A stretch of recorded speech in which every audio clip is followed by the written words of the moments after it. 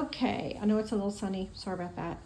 But instead of going outside today, because it's a little chilly, even though it's beautiful, sunny day, that wind is cold. I'm gonna kind of go over what we have here in the office. This is our jars in the office that shows all of our material that we have on the yard. So everything that we have on the yard that's in a pile is on the shelf.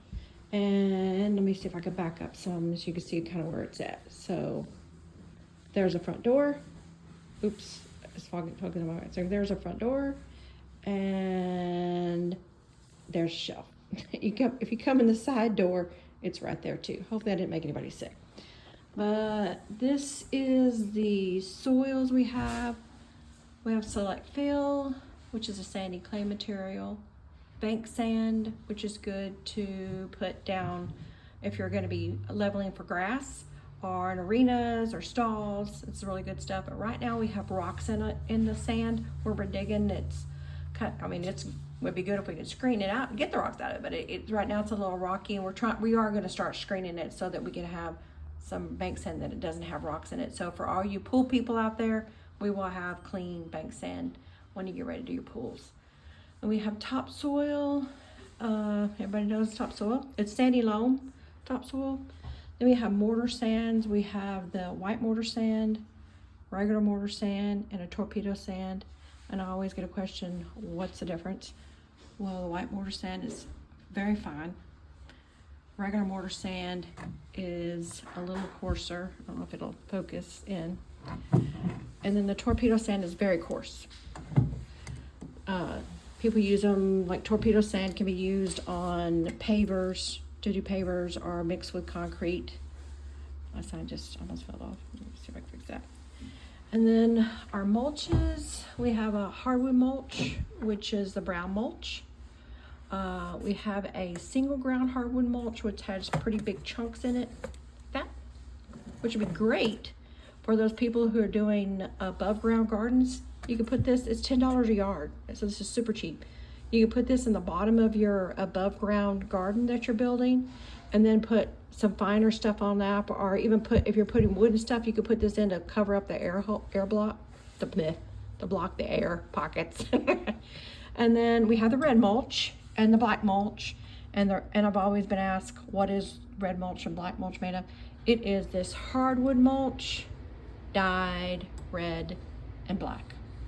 The only thing that's difference between these two is the red mulch lasts longer. I have it on my yard. I love it. It's pretty. We have a garden mix, which is topsoil, compost, mushroom compost, and hardwood mulch. You can kind of see in there.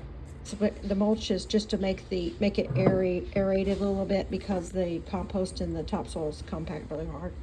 Then we have mushroom compost, which is a straw and chicken manure. Very hot. You need to put this in like one yard of mushroom compost to 4 yards of topsoil, or if you're putting it on your ground, you want to, this is the best thing right now to put in your garden. Before you start planting for springtime, you put down mushroom compost, till that sucker in, and then when it comes springtime and you're ready to plant, you're ready to go. Cottonseed compost is just decomposed cottonseed compost and stems and leaves and stuff like that. So it's more of like a humus kind of material. But you can plant right in this if you wanted to. You can put this on your grass, sprinkle it on your grass. It is really good compost. You can also put this in your flower beds, vegetable gardens, or whatever. It's really good. You do not have to do this 4-to-1. You can put this in and mix it right in, or like I said, you can plant right in it or pour it on your grass. You can't do the mushroom compost like that. I don't want this video to be too long, so I'm going to try to hurry here. 1.5 inch gravel. You can use it around your house. It's great for drainage areas to help displace the water. It's also good for septic systems for drainage. Pea gravel, we have the 3/8 pea gravel, just a little bitty gravel. Black Star, which is really pretty. It is kind of expensive, but it is gorgeous material. And we have a small bull rock, and a cream bull rock.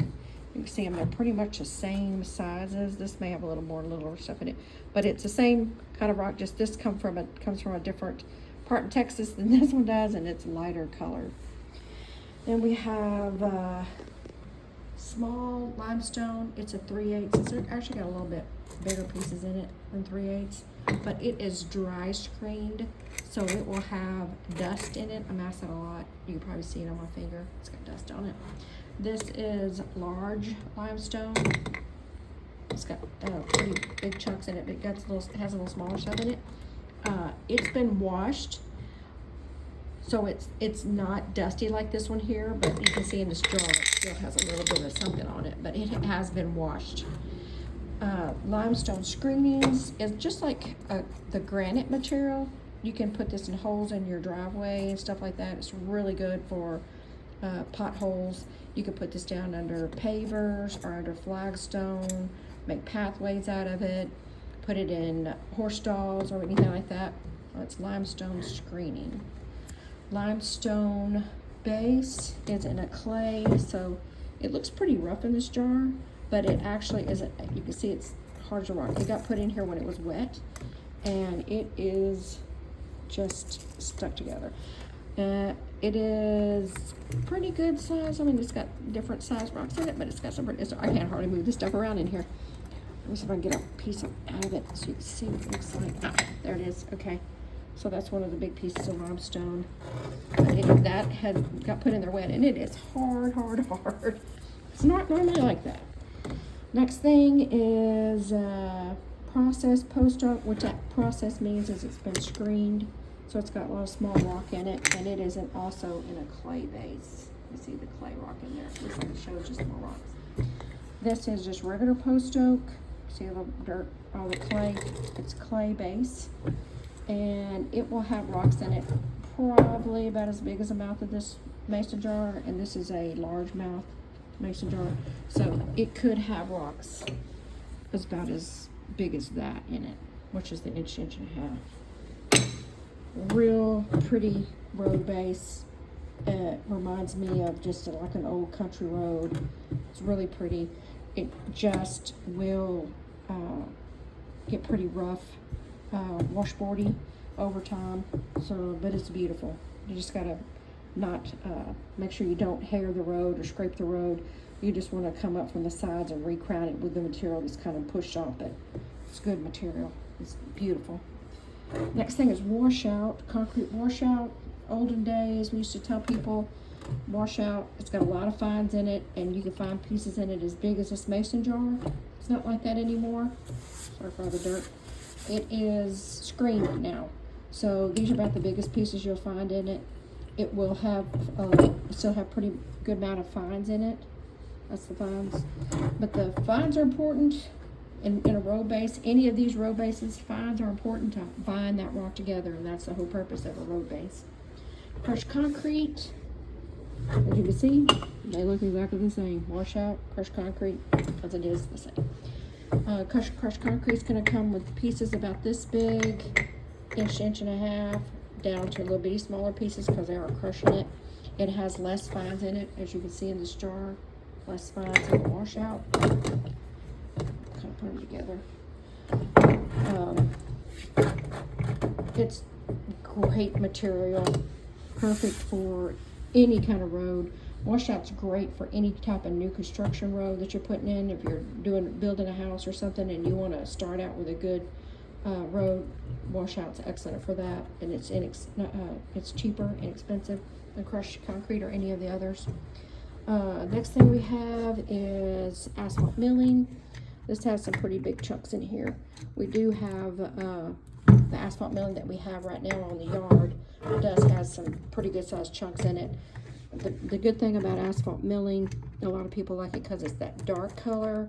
It really doesn't have a lot of fines in it. It's very little, nothing in the bottom. In the summer, it tends to kind of mold itself together.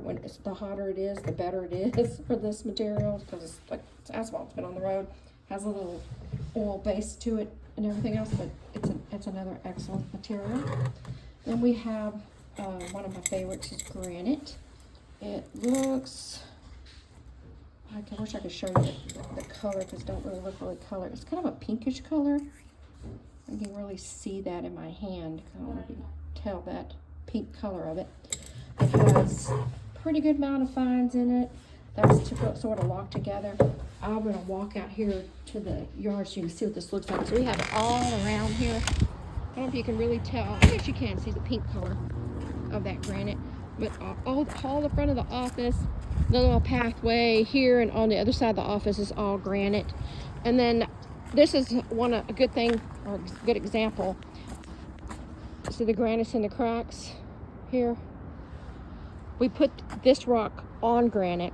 The granite levels it out really nice, makes a nice flat surface. And then you put the rock on, you pull out granite or put in granite to put the rock on. Then you put the granite between the cracks and water it in. The water takes all the air out of the gravel and then makes it where it, or I should say it doesn't make it, it compacts it. Water compacts it down, gets the air out of the different kind of rocks, because if you didn't compact it and you walked on it, it would sound like snow. It's all crunchy because it hasn't been compacted and those air pockets are still in there and it gets hard. But this is, so you can see, this is our steel edging we have on the yard. It's a 10-foot steel edging. You get 4 of these little stakes that come with it. And that's what's all around this edge here. And then we show different, we can use limestone, chop rock. And that's 1.5 inch gravel in there. We have just a few samples of rock. Small bull rock. This is what it looks like. Small bull rock. I love this moss rock edging like this. And then it kind of tears back down. And then there's more stackers. These are called moss rock stackers, all these rocks here. And then we have a deal here where you can see the steel edging up against that. This is all pea gravel in here. And people always ask me about putting pea gravel down. I mean, it's gorgeous, but as you can see, it's very loose. And it is beautiful in driveways that have the grass. You know, it's got that 2 little indents in the grass in the middle, and you pour this pea gravel down those 2 tire marks. Oh my gosh, it's beautiful. But it'll push away from itself. It's got to be locked in, or you'll have pea gravel everywhere. This is more stackers over here. And we have red mulch in this one. We got bull rock in the back for drip edge. We only have 1 gutter. I don't know if you can see very well. It's getting kind of bright, but that's all bull rock there. Red mulch, more stackers, and we kind of got a little curb bed going around here. All granite. This over here is all asphalt milling here. Up here on the driveway, you really cannot tell it. It's got a lot of asphalt down here, but this is all washout. Every bit of this on this road, except for that one little section over there, we got a little extra asphalt one time, and it got put there. This is all washout that's down here. We put this in from the beginning, and we sprayed that asphalt. I don't know if you can see that on that rock there, with a seal coat material. And that's another thing we do. We will come out and seal coat your driveway. It's really best for asphalt. That's when the asphalt gets kind of a grayish color. We seal coat that puppy, and it is like gold, or I was like black jewel. It's beautiful. It's so pretty. It's all shiny again, and everything else. It's just gorgeous. I'm gonna sit on this rock here. I don't know if I can get this thing to turn around to me, but I don't think I can. It's gonna just stay right there. So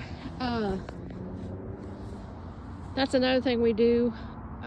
We still do asphalt, but we're doing laying asphalt on bigger driveways than smaller driveways. But I didn't realize how beautiful it was out here now that I came out here. It's not that cold. But I am going to go out on the yard. I will start with probably more so things for gardens right now, because it really is time to start getting your gardens together.